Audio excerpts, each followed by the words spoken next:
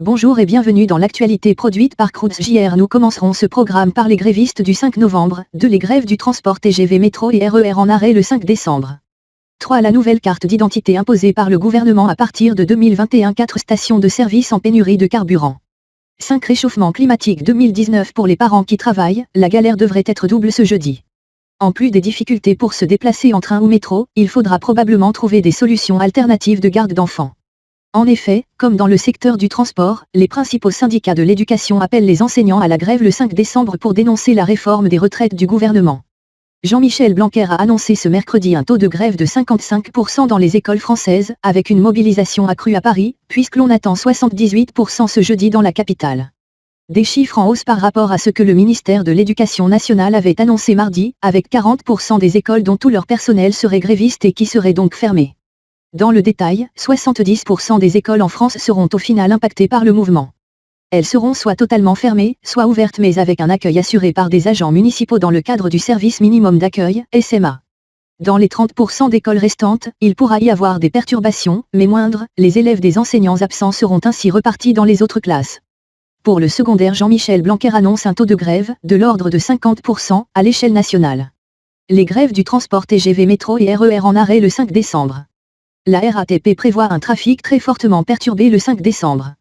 11 lignes de métro seront totalement fermées, 2, 3 bis, 5, 6, 7 bis, 8, 10, 11, entre 12 et 13. Un bus sur 3 circulera en moyenne.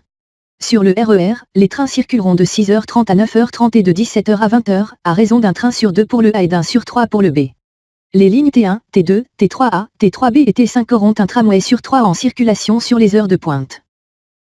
4 TGV seulement circuleront de et vers la Lorraine, soit un aller-retour entre Paris et Metz et un aller-retour entre Paris et Nancy. La nouvelle carte d'identité imposée par le gouvernement à partir de 2021. À partir de l'été 2021, la carte d'identité devrait opérer une mue et adopter un format carte bancaire.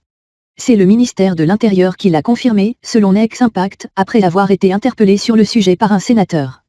La France va donc se conformer à la réglementation européenne concernant le renforcement de la sécurité des cartes d'identité des citoyens de l'Union européenne, adoptée le 20 juin dernier.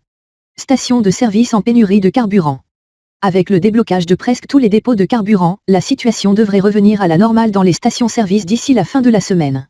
La situation semble revenir doucement à la normale dans les stations-service françaises. Après plusieurs jours difficiles notamment dans l'ouest du pays, la fin du blocage dans la majorité des dépôts pétroliers entraîne un réapprovisionnement progressif des pompes depuis hier.